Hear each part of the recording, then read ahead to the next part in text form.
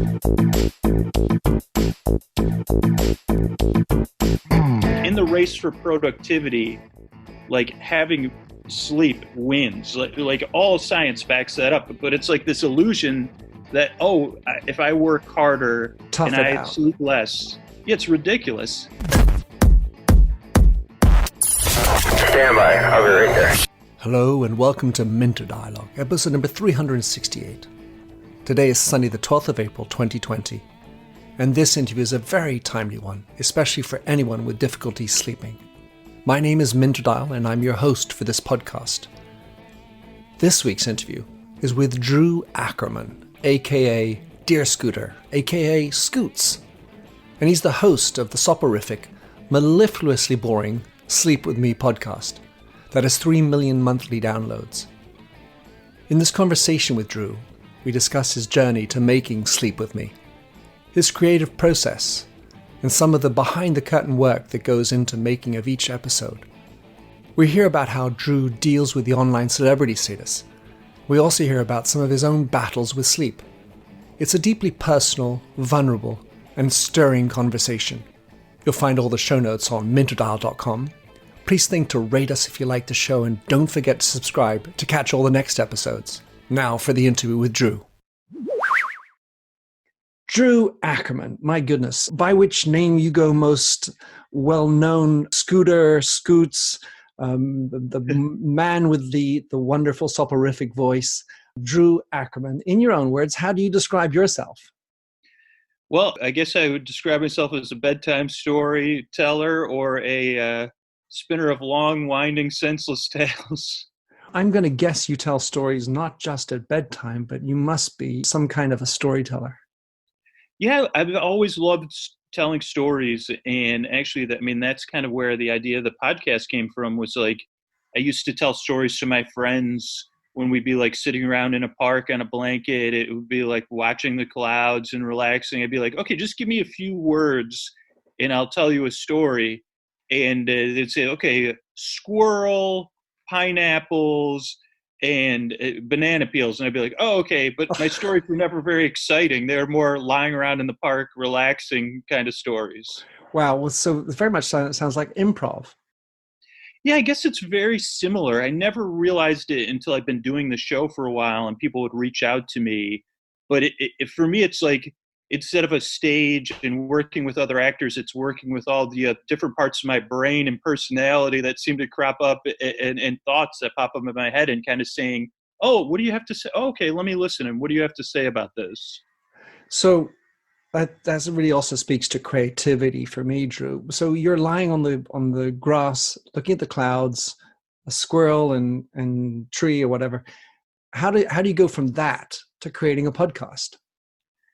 So that's another one. Oh boy, don't get me started. I might put your audience to sleep. It's a long, winding tale. The short version is, at some point in my adulthood, I'd kind of been trying to figure out, I didn't have a set career path, as a lot of people that are probably listening to this. And I was like, oh, what do I want to do? And I was frustrated. And I just had a daughter, and I was thinking about my daughter and trying to raise her as a strong woman and all these ideas you have when you have children. And at some point one night, I was walking by a mirror and I saw my reflection in the mirror and I looked really tired and exhausted. And for some reason, I started to play this fantasy out of my daughter getting older and moving in with her boyfriend, which is like, and I was like, well, like I'm playing out this idea, and I'm like, what are you doing? Like, aren't you going to be friends with your dad anymore? No, Dad, I'm sick of you. And I'm like, well, what did I do wrong? And it's like, well, you've always told me I could do whatever I wanted or be whatever I wanted, but you never tried. And I kind of realized that was my biggest fear. Wow. Was like never trying. And that's kind of how I'd been living my life, is half trying. And at that point, wasn't a life-changing moment, other than it stuck with me. I still kind of screwed around and didn't follow through on a lot of stuff, but it planted that seed of like, well, what am I going to do if I turn like 80 years old and I look back? What am I going to fear most? And it was that thing of like just not trying. And so then I started doing some writing and taking some community college classes just to meet other writers and writing other things. And then I was writing something with a couple other writers that we were going to kind of like comedy that we were going to do on YouTube. And then we ended up not like moving forward.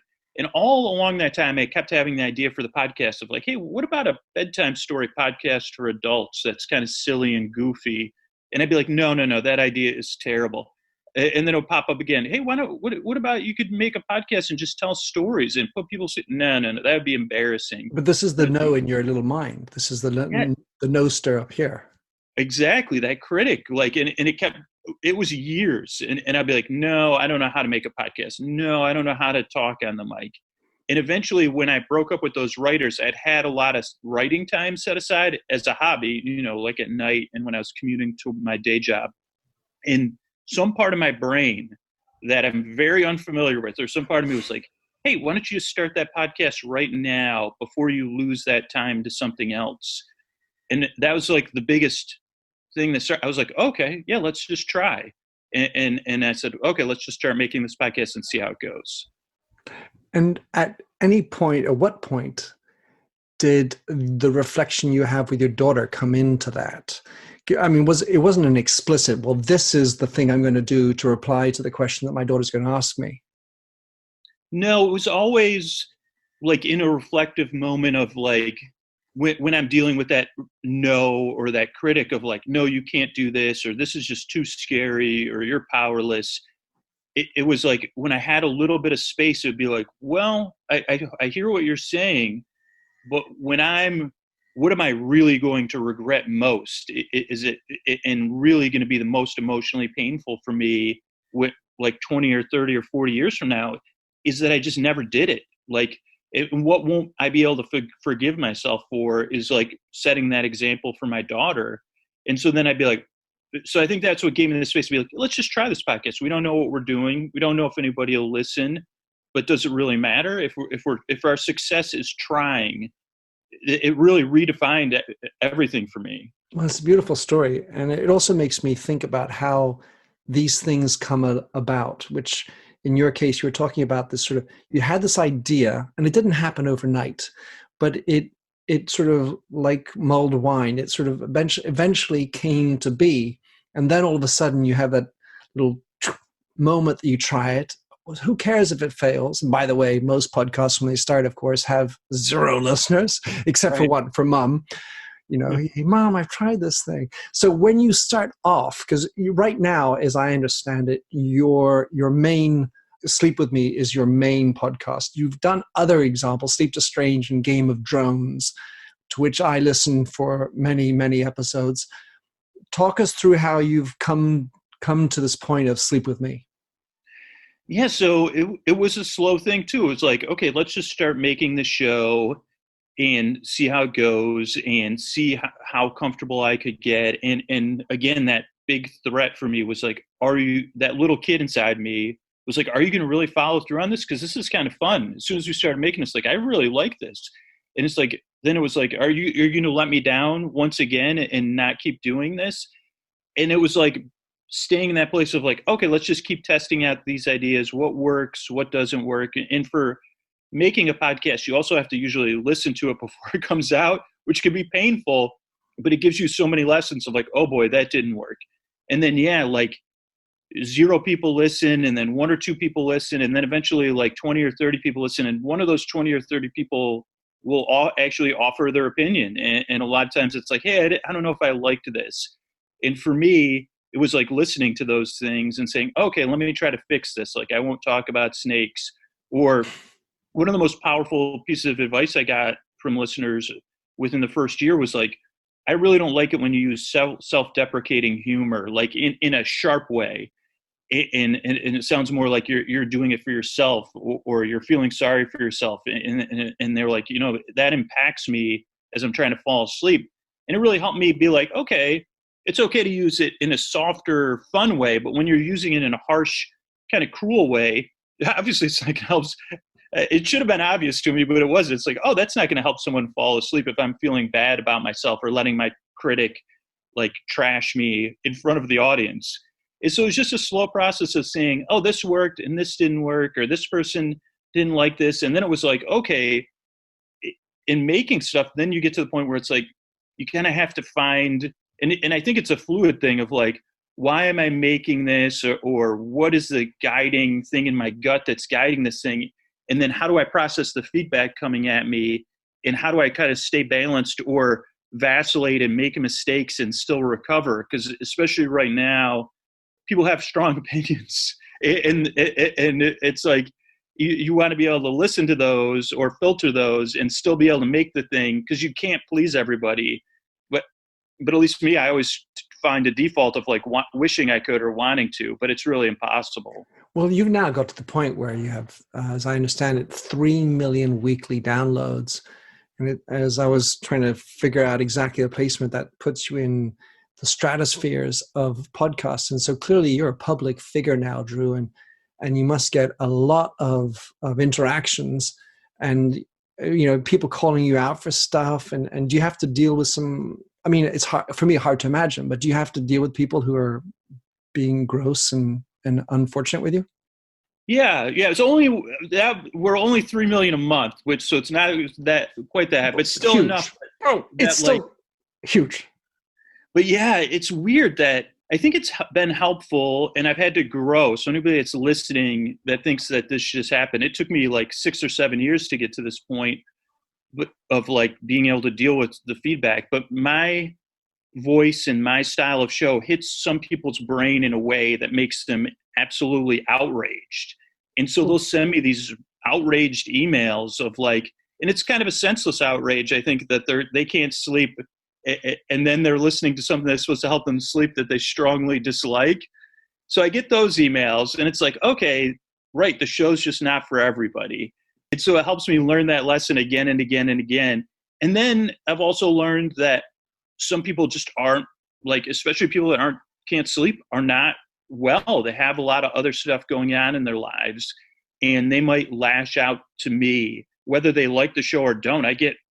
Sometimes I get really personal, nasty things from people that like the show, and I have to be like, now I just hit delete. I'm like, okay, this person's just not in a good place, and I'm the one they're lashing out at, and I don't have to like, if I start to see something that's feels insidious, I can just delete it. It just like if someone walked up to me and started talking to me that way, I'd say, you know what, step back, like, or I'm going to walk away from you because this is not cool. Wow. Well, I mean, good on you for dealing with that. I obviously think of course, you're an ongoing for-profit enterprise, but I think you're a public service too. That's the way I think that's the stature I like to put you. So you've got this kind of tone, these contours. I feel like you sometimes have to have padded corners so that you don't ruffle too many feathers. And as you're saying, it's sort of like an organic process to understand how to put more padding on this side and political correctness on that side. And you have to sort of meander. And of course, you're always meandering, but finding your way through it. Yeah, it's like a bit like a jigsaw puzzle and trying to put it together, like with your eyes closed or something. Like it could be fun, and then it's like it's never solved. So it's like, oh, okay, how am I going to talk about this? Or now we're in this coronavirus era, and I'm kind of like in this position of like, okay, how can I be of most service to the people listening to the show? Because I realize there's a portion of listeners that don't want to hear about it at all. And I've a compact with the people to take their mind off of stuff, but there's also all these people that are impacted. So it's like, how can I balance that? And that's something I guess I'm still exploring and trying to figure out, and realize also, okay, it's okay to be a wrong too, like, and make a mistake, as long as you're kind of trying to do it in the right way. When you do your recordings, I know you now have a sound booth, and obviously you're very professional. The quality, the sound is beautiful. How often are you closing your eyes when you speak, or are you? Because I've listened to other podcasts. You talk about being present. Is this a sort of a meditative present, closing my eyes and just seeing it through, or do you feel like you need to follow some notes and you're in a sort of almost a tutorial kind of mode? Yeah, so it's kind of a mixture of the two things, actually. Like, so when I do the writing for the show, I have this thing I call them meander points. So if I'm writing an episode or I'm taking notes from a TV show, it's like trying to have so much material or enough structure that it has these like points I know where things are going to, but then in between it's all open. So it's like, oh, I can kind of close my eyes. And ideally, if I'm in a nice place and I'm present, then I can kind of see what unfolds in my imagination. And then when I start to get that nervousness or I feel it peter out and I start to get scared, I can be like, oh, okay, let's go on to this next point. So it's like I can kind of drift away. But I think like the one thing I've learned is like when I get scared or when it gets petered out, I kind of have to have something to go to because otherwise it's going to wake the people up. I don't know. This is like in the area of like more feel the knowledge, but it's like, yeah, like how can I balance those two things?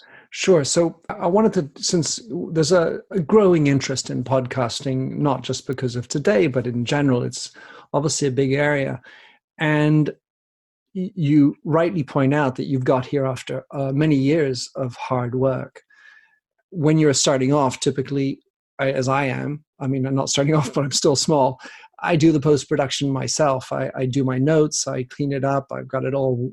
I have my system, my workaround. I was wondering how much preparation you need to go for every episode you do. And do you have like I do blog posts and I have maybe 30 stockpiled, buffered, and I go back in, clean them up, go back in, then publish them and so on. Yeah. So like, now, this is not a good example. So anybody that actually listens to the podcast, you might want to skip this part. But it like overall, like about 100 hours of labor going into the show a week. And like, so some of that's like maintaining the show at this point. But like each episode, ideally, there's like, depending on the style of show, I would say on average, like 20 hours go into making one episode, one hour episode. Maybe it's more than that now as I've kind of like, I also tend to be a little bit obsessive, but so there's like the preparation, then there's the recording, and then there's the post-production that you're kind of talking about too, of like, at this point I have an editor that I'll send the raw recording to. They'll run through it and give a listen and kind of clean it up. Then they'll send it to me and then I'll listen to it again and mix it. So that way, I don't know, that is a position I got into over a few years, but it's like, oh, having more sets of ears on this can catch even more stuff of like the editor will be like, hey, there's this weird thing in there, or you were shuffling your papers, or yeah, I don't know, you said this and it just sounded off to me. So it just helps me be more accountable to the audience, but it is a lot of hard work. And I guess like if anybody's listening that's like thinking about starting a podcast, I like always look at it in reverse now. When I'm telling people advice, it's like, oh, well, how much time do you have to make a show, and then kind of figure out, well, maybe just put it out once a month and then grow into it and then go out every other month or every other week. And then like I kind of did it the other way where I jumped in the pool in the deep end in freezing cold water and I was like, make this work. But that's also part of my personality too. Right. And I like to say, you know, if a lot of people say, well, I'll do it weekly. Well, are you sure you can keep it up? Because better Right. to add more than to wind it down, because we know that so many of these podcasts do fritter away. So you as you explain in other podcasts, you talk about how you were an insomniac when you were younger. And I wrote this book on empathy. And the reason why I'll make the parallel is sometimes I get a comment and yippee yappy. Well, Minter, you think you're like the expert of empathy, but that wasn't very empathic of you. So I end up being the cobbler poorly shoed, or whatever the expression is. To your point, you're an insomniac now. You're helping other people get to sleep. Do you still suffer from it? Can you tolerate? How do you get to sleep when you're can't sleep with me? Yeah. So I think the cobbler is like, that's a good one, but like, it's like the wounded healer archetype is another one that people get. So I still suffer from sleep issues, and I've like at this point, like sleep is in the zeitgeist, and I read all these articles about sleep and how to get a good night's sleep, and I test stuff out because listeners will be like, hey, I've tried this. Do you think it works? And I'm like, well, I'll test it out. I don't know. I mean, as long as it's not too crazy, I'll try it. But I still have trouble. Like sometimes it's falling asleep. Sometimes it's like, for example, this is real world. Like with the coronavirus, I've really not been sleeping well. Like I think the entire planet has not been sleeping well. And so also my whole routine was off. So I was like, okay, Drew, you got to go back to your routine and try to have a bedtime routine and some kind of routine when you wake up. And I'm still waking up. Like this morning, I woke up at like 5 a.m, wide awake. And I was like, oh my God. Like, and then I was thinking about our interview, which was at 9 a.m. my time. And I was like, okay, what if I fall back asleep? I sleep through this interview. And then Barnaby's like, you're never getting back to sleep. So then I started reading a book, and eventually was like at like 6:30, I was like, okay, let's try to go back to sleep. And I fell back asleep for an hour. So yeah, it keeps me empathetic, like that. I know, I always wonder if that's like a job hazard. If I start sleeping 8 hours a night perfectly, that's it. I'll have to stop the podcast. Well, it's amazing, and the fact that you're in audio. Maybe we always talk about radio people having a face for radio, but you have this beautiful. I personally resonate with your voice, where that's the way I experience it, and I've talked about it a lot of times. And the good news, can you listen to your voice peacefully? I can listen to it, and I think maybe this is over the growth of making the show, where it doesn't. Well, I have a funny story about putting me to sleep, but I don't listen to it in a hypercritical way. I listen to it more in a curious way. So if I'm listening to a show, it might be someone asked me a question, or a lot of times it's just like, that's an interesting decision you made there. Or, oh, like you kind of that kind of petered out. Or, oh, I wonder if, what we would do next time. So I'm able to like listen in kind of a relaxed way to kind of learn, maybe like these microscopic improvements are really how my show has grown. But also a lot of times I'll edit, especially when I had a day job, I'd be editing on my lunch break, and it would be warm. It would be warm, and I'd be full of food, and I would fall asleep like at my desk, like listening to the show. So it does put me to sleep, just not at convenient times. Like I'd be like, oh my God, I can't, because it's even more boring when I'm taking giant pauses or taking breaths or drinking water, and I would just pass out at my desk. But isn't that the nature of this beast? That you can't sort of automate and dictate sleep. It's sort of, it happens when you don't want it, kind of thing. You're driving or not in inconvenient times, but when you need to have it, and then all of a sudden you've got to get up for this bloody podcast, and all of a sudden that kind of weighs in, and then you can't snap it in. Yeah, I mean, it really is this strange need that human beings have, like food, water, air, and sleep.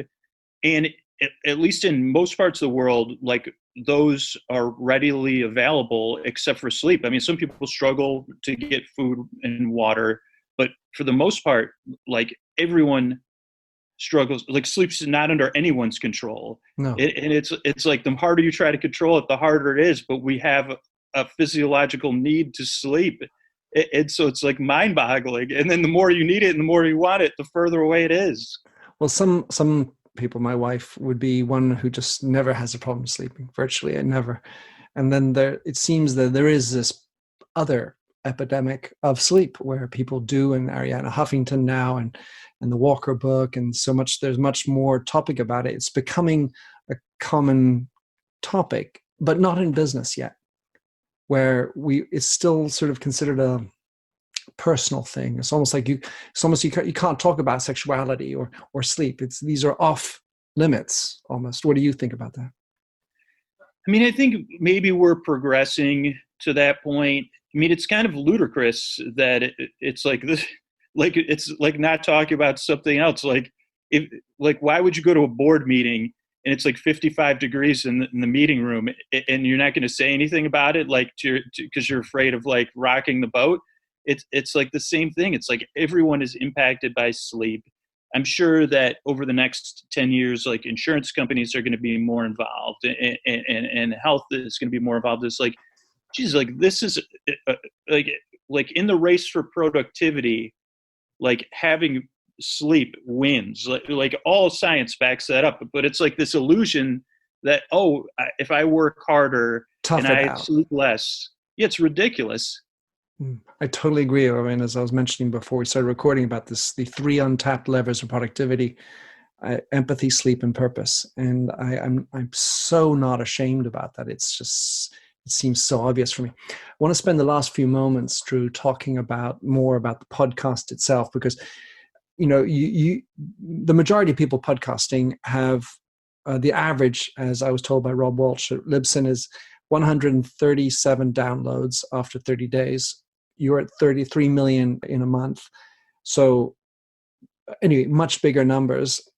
That presumably is obviously good for a business model. But speak to us about how you've approached the maybe the journey to get to the business model you have, because it seems to be pretty much there's voluntary donations, and then there's the gifts or the things you can buy in your Sleep With Me store. How do you get there? Yeah, so it was a slow journey. Like it was. So I decided to make the show, as we were talking about earlier, and I had set a goal of making the podcast for 2 years. And I was like, okay, if we make this thing for 2 years, I'll view it as a success no matter what happens. Like, that was the deal I made with that mirror version of myself of like, are you ever going to try anything? And I was like, well, if we do this for 2 years, that's pretty successful compared to all of our other projects we didn't follow through on. Never started. And so then at the end of those 2 years, that paper dragon critic of mine was like, oh, this was a whole disaster, blah, blah, blah. But the rest of me was like, you know what, I really want to keep making this podcast. People are listening and I'm enjoying it. And it's really hard, but I think we should keep doing it. And then it was kind of like, well, how are we going to keep doing this? Because the time I was working on it wasn't sustainable. So then it was like, okay, can I bring on some help, like a freelance editor? How much would that cost? How are we going to bring in that money? And then it was like the dream. Oh, could I work on this podcast full time? And what I ended up doing was going from 3/4 time at my job to half time to full time, and just testing stuff out, like membership, like voluntary donations, trying to get sponsors. Like, would you advertise on a sleep podcast? What other things do people buy that, like, we have these sleep headphones that are very popular. So it's just kind of testing things out and being paid. Well, most of the time I wasn't patient. I'd be freaking out. I'd be like, oh my gosh, these people are listening to this show, but I can't figure out a way to keep it going or bring in any funds or anything. And they'd be like, okay, well, let's just take it slow and keep going. So it is vacillating between being I'm still like, oh man, but it's like, okay, and it comes back to that purpose that you kind of said. It's like, what is my job? Like, a lot of times I've almost ruined the podcast by going down these other rabbit holes. And it's like, what are you doing? Your job's to make the podcast that puts people to sleep, right? Does this have to do with that podcast that puts people to sleep? Or is this going to help make the podcast that puts people to sleep? No, I guess it won't. Okay, then maybe we shouldn't be doing that anymore. Oh, okay. Thanks for letting me know. I love that internal journey that you're talking about. So when you are looking at the podcast, how much are you using the back office? Because the data back in 2013, when you began, data was quite impoverished, to say the least. Now it's becoming better. How much are you looking at drop-offs? And I mean, drop-offs is what you're wanting, which is counterintuitive. But how does the data help you, and what are you looking for in the data these days?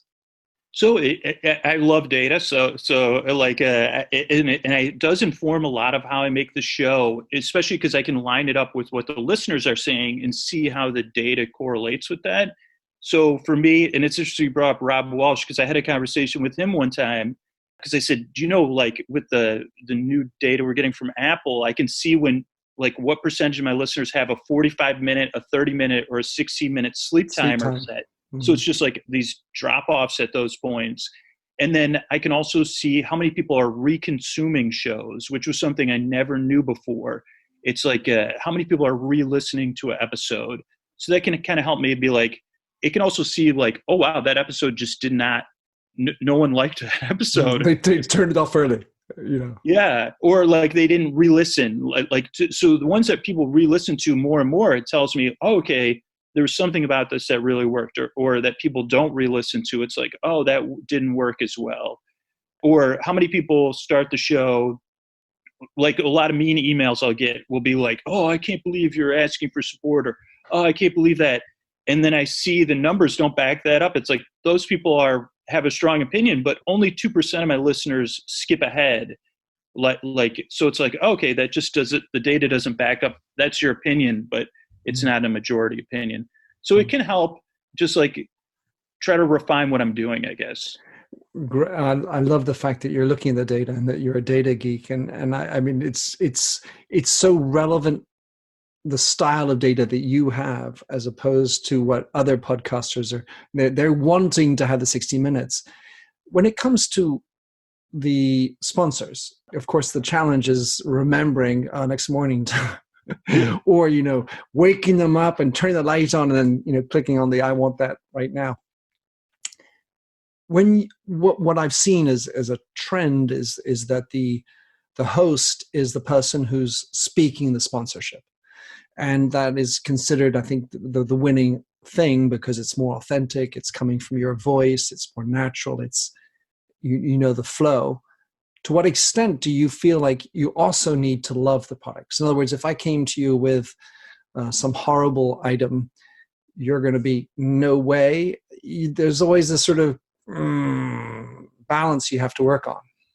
Yeah, so I think the host reads are very important, and for me, it is like very important to me testing out the products, like everything. And I reject a lot of stuff, but I also will filter it through, because I'm probably more rejecting than other people would be. So sometimes I'll be like, hey, I don't want to try this, and I'll ask someone else, maybe another podcaster or someone I work with, and be like, well, what do you think? Like, I'm pretty resistant to that, but I want to have your opinion. And usually they'll give me their opinion, and very occasionally they'll be like, I think you should try, like, at least test the product out or something. So I think it's very important that I believe in the product. I don't have to necessarily, I don't know, all the ones that have stuck with me are like products I regularly use. And it's kind of devastating to me when like a sponsor doesn't work out of a product I love. I'm like, oh my gosh, I'm buying as a customer and my listeners aren't. Like, but I also can't predict what works. It's like some products I love, or I think my audience will love, they just don't land. And then other ones, like there's this deodorant company and I love them. And I was like, oh, I love this deodorant so much. And I was so terrified it wouldn't work out with the audience. I'm like, I just don't know if my audience will buy deodorant. And it worked out. So I was like so glad, because I'm like, I don't care if this company ever sponsors the show again. I'm their customer forever. Well, so it's always had some lavender in it. Yeah.